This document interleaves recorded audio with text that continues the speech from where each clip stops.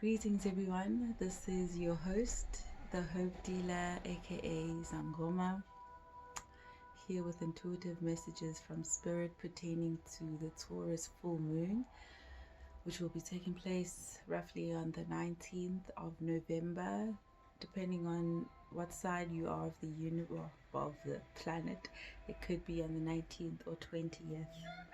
Okay, so I'm going to be channeling messages for the collective for that time period, and just keep in mind that this is a general reading, so do take what resonates and leave the rest. Okay, Father, please help me intuit messages clearly for the collective. Anything that we may need to know. Okay. Central Earth energy. Okay, straight off the bat, we've got the Three of Roses. Needing to, and it's loving elementals.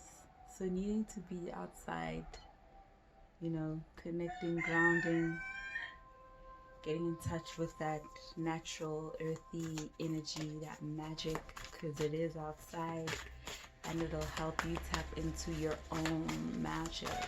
That's what Mother Earth wants us to tap into, the abundance of who we are. Okay? Okay. Woohoo! That didn't fall out, but it did flip over. And this is needing to, again, come outside. Okay, let me just move this deck over here, these decks. The Three of Roses over here, and we've got the Oracle of Delphi in the reversal position, and this is emphasizing the need to tap into your power, your intuition, by going outside, by grounding yourself, specifically grounding yourself, you will be able to realize that, hey dude, I'm out of sync, and it's a way to remedy the fact that you might be out of sync and not listening to your intuition. Interesting. So these two fell out together. Very beautiful. So the diversity card, and then at the bottom of the deck we've got the One of Roses.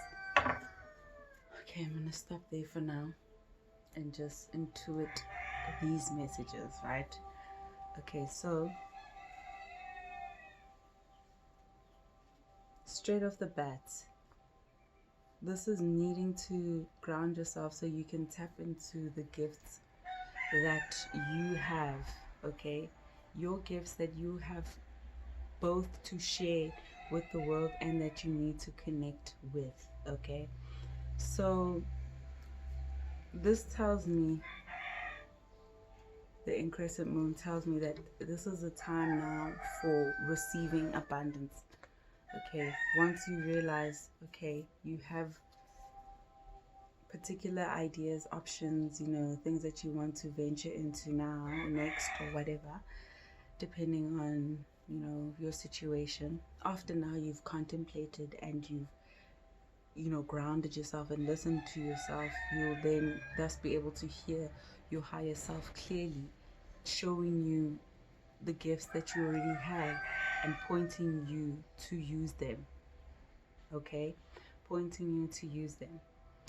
I want to light the incense again, so just give me a second.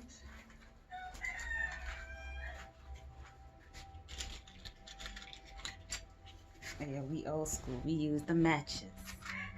The matches. The match. The match. The match. The match. Okay. So needing to ground yourself, and thus by grounding yourself, you thus tap into your power. Do you know what I mean?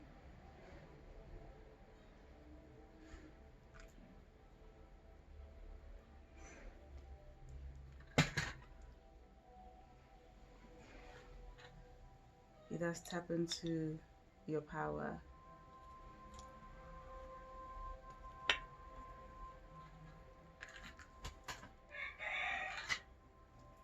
Okay. Thank you for being with me. Well, just needed to have the incense going. Okay, so with that being said, right? Grounding yourself, connecting even to your inner child. A lot of this, with a lot of people, this is needing to tap into your inner child so you can heal yourself, your sense of self-worth, self-esteem. Self-esteem, and self-worth are kind of correlated. So needing to tap into your inner child and let that sort of be healed. Allow yourself to heal. Allow your inner child to speak to you. Write perhaps even a letter to different versions or a different version of yourself. What I mean by different, I mean your inner child. So at different stages of development, right to a particular time period of your childhood or of yourself. And by doing so, you'll be connecting with your higher self, thus flipping this energy forward, well, upright, which is the favorable thing. It's not really a bad thing if it's reversed. It just means you need to tap into your intuition more. You need to ground yourself and listen to yourself more. So by then healing your inner child, listening to your inner child, nurturing your inner child, right, you'll be able to thus then find what it is that you truly are passionate about, what is, what you truly want. If we have a look at the diversity card here, we see this woman holding a bunch of scrolls. She's got scrolls on the table there, and she's got a scroll in her hand, but you can see she's absent-mindedly holding the scroll. She's looking towards the horizon, aka if you're feeling stagnant, stuck, perhaps even bored, you needing to remember what wonder you had as a child, perhaps that might help, and to tap into that wonder, tap into what it is that is calling to you, what is, really calling to you next. So you can tap into this energy and effortlessly share your gifts and your talents with the world. At the bottom of the deck, we have the One of Roses, and this is a commitment card. A commitment both to yourself and I guess to the things that you are working on. Do you know what I mean? A lot of people could be coming into relationships at this time, but I deeply feel that this is a commitment to yourself, needing to commit to a higher sense of self-worth. You know what I mean? A higher form of self-worth and self-love, needing to commit to that, because once you're able to do that, once you fill your own cup, you're able to effortlessly fill that of others, or fill the role that you're supposed to be in. All right, to clarify, let's just clarify with the Red or White deck. Let's just clear the energies.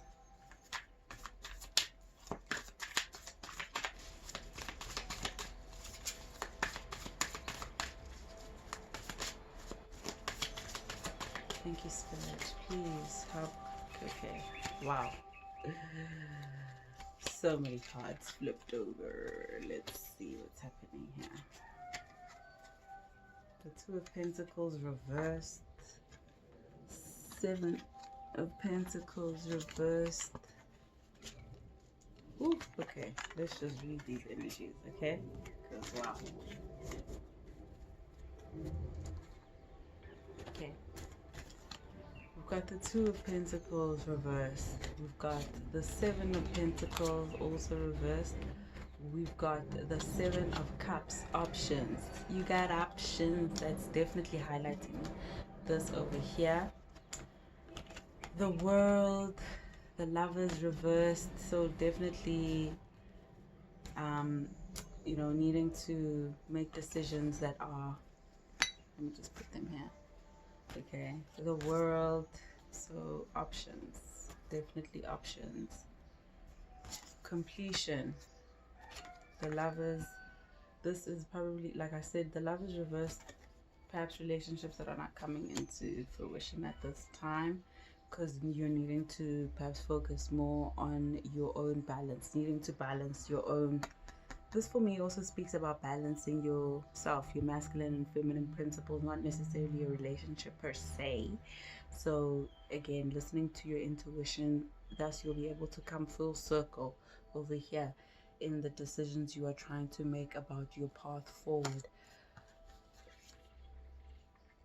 The Eight of Swords reversed for me is not too terrible because it's symbolizing, in the most optimistic sense, it's symbolizing the fact that you're taking these blindfolds off, you're letting the fear pass through, and you are ready to receive your happiness.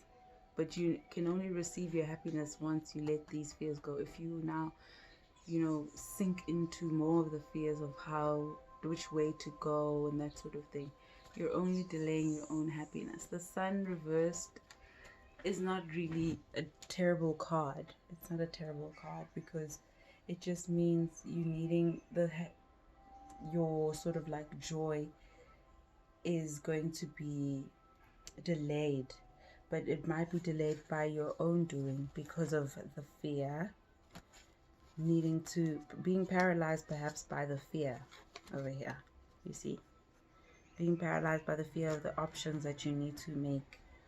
So in order to tap into the abundance that is always yours to have, you now need to ask yourself what is going on.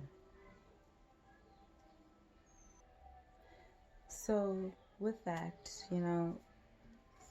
needing to realize that both the Sun reversed and the Eight of Swords reversed, it's needing to overcome the sadness, okay? Perhaps even needing to be more enthusiastic about your choices by becoming confident in your choices, okay? You become confident in your choices by listening to your inner voice, okay? And realizing, yes, you perhaps have the potential to choose a lot of things, but you need to be realistic as well, about your options. That way, to avoid disappointment, you need to be realistic, but also listen to your intuition. Listening to your intuition will help you, make the necessary changes, make the necessary adjustments, perhaps even, in order to move forward. I'm going to pull Moon Oracle cards for us.